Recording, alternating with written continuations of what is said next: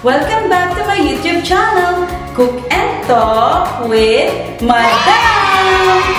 So for today's cooking vlog, ay gagawa naman po tayo ngayon ng pang-almusal. Dahil alam kong sawang-sawa na kayo sa tuyo at itlog. At ngayon naman ay gagawa tayo ng chicken skinless longganisa. So, alam kong marami kayong pwedeng bilhin sa palengke o sa market o sa mga grocery ng longganisa. Pero ito ay gagawa tayo ng super simple at pwedeng-pwede ninyong gayahin sa inyong mga tahanan. So, ano pa bang hinihintay ninyo? Tara, umpisahan na natin gawin ang chicken skinless longganisa. Ang mga kailangan natin para sa ating chicken skinless longganisa ay salt and pepper, paprika, garlic powder, sugar or dark sugar, soy sauce, cooking oil, minced garlic, at syempre ang ating ground chicken o giniling na manok. So, ayun na nga mga madam, napakadali lang po ng ating recipe ngayon ng ating chicken skinless longganisa. So, pagkakaluhaluin lang ang lahat ng sangkap o ingredients. So, unahin muna natin yung ating chicken. So, itong chicken natin, kamay ko na, bugas naman ako ng kamay. So, itong chicken natin ay giniling. Nandito pa, hindi, pangalan nito, yung balat ay kasama para may konting taba-taba. Yan. So, ang gagawin lang natin, paghalu-haluin lang natin yung ating mga sangkap. So, unahin natin yung ating garlic, minced garlic. So, maraming garlic kasi gusto natin ay garlicky yung ating longganisa. So, at sa Pampanga kasi yung kanilang sausage o yung kanilang longganisa ay medyo matamis. So, ako kasi mas gusto ko yung hindi ganun siya katamis. Yung sakto lang yung tamis niya. Mag-aagaw yung alat at garlic na flavor. So, maglalagay tayo saglit. Maghugas muna ako ng kamay kasi i-mix-mix lang natin yan. So, ilagay na natin yung asukal. So, konting asukal lang yung aking ilalagay. So, nasa sa inyo po yan kung gaano po karami. Pero ito mga 2 tablespoon ng asukal. O, di ba? Nagpakulot pa ako. Kinulot ko lang po. Para naman maiba yung ating hair. O, di ba? Tapos, ilagay na natin yung ating soy sauce o yung toyo. Para magkaroon lang ng konting kulay yung ating pangalan yan, longganisa. Tapos, lagay na natin yung garlic powder kasi gusto ko talaga yung garlicky, yung medyo mabawang talaga. So, ilagay na natin yung ating salt, konting salt, black pepper, ayan, and yung ating paprika. So, medyo malalim na kukutsarain ko na. Ubus na no? Ayan. So, maglalagay din tayo ng mga kalahating kutsara lang. Kasi pampaano lang dito pampakulay. Makita lang na kumulay. Tapos, lalagyan natin ng cooking oil o yung vegetable oil. Or pwede rin sesame oil para lang siya, hindi siya mag-dry. Ayan. Tapos, imimix lang natin ng mabuti. Ayan. So, paano, ang pinakamaganda sa longganisa o yung Filipino sausage ay mamix ng mabuti yung ating mixture, lahat ng mga nilagay natin. So, paano natin malalaman kung na-mix na medyo malagkit na siya o yung sticky na siya? Kung alam yung medyo, parang naghihimul-himul na, yun, pwede na. So, imimix lang natin siya ng maayos. So, papakita ko sa inyo.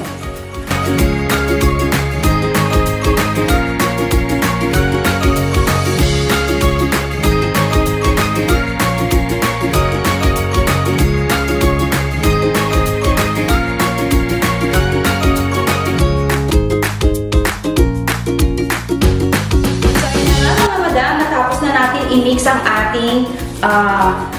mixture para sa ating longganisa. So, ang gagawin natin ay gagamit tayo ng wax paper para magkaroon lang po ng shape yung ating longganisa. Gusto kasi natin ng pahaba. So, gagamit din tayo ng scraper.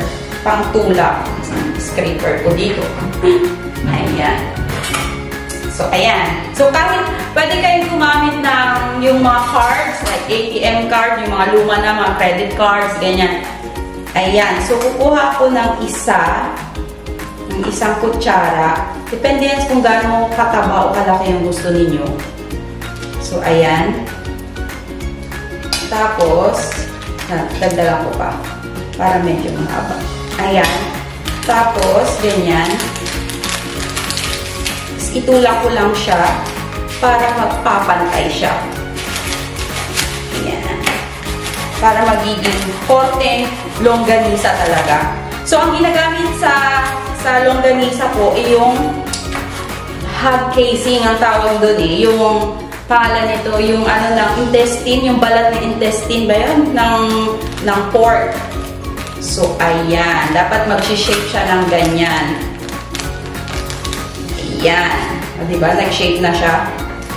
Ganyan. Ganyan yung gusto natin. Ngayon, ang gagawin ko, gagawa ko ng maraming ganito, tapos itatabi natin.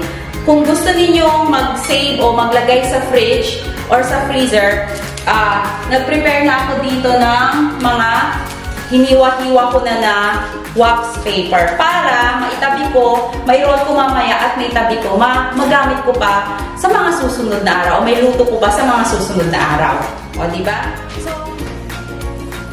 So, mga madam, mas maganda po ito na ilagay muna natin sa freezer or sa fridge ng mga 20 to 30 minutes para lang po magsama-sama o mag-bind po yung ating longganisa para hindi maghiwa-hiwalay pag nagprito po tayo.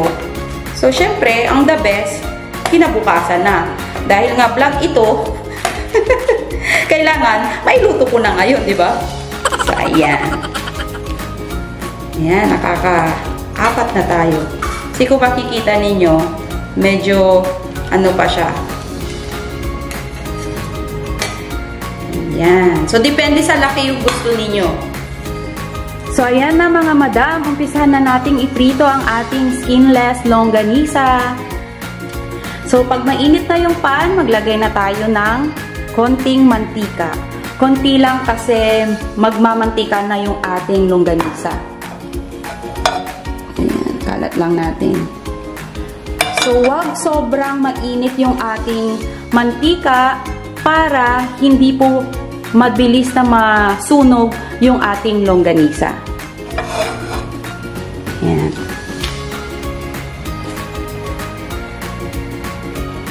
Ayan. Kung saktong init na yung ating mantika, ilagay na natin yung ating longganisa. So, dahan-dahan lang kasi ito, hindi pa siya ganun na nag-stick lahat dahil hindi ko na nilagay sa fridge or sa freezer. Pero mas maganda ito pag nilagay ninyo.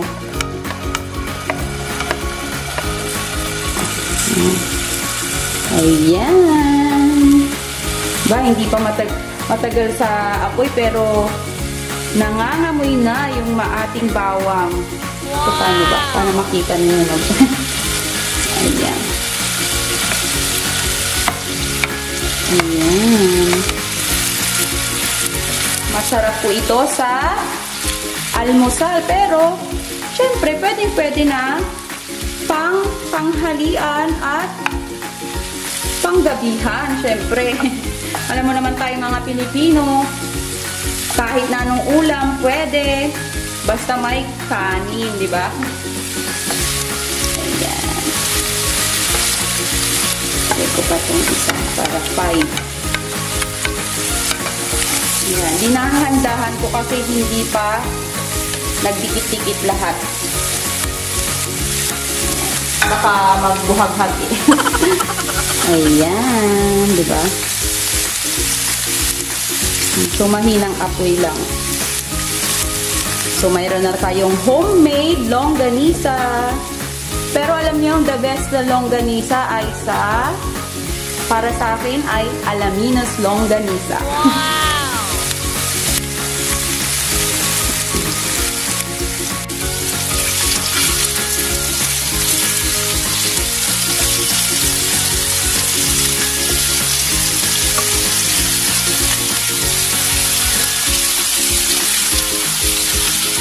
So, yun na nga mga madam, natapos na rin ang ating chicken skinless longganisa. So, syempre, bago po natin tapusin ang vlog na ito, ay titikman po muna natin ang ating homemade longganisa, di ba?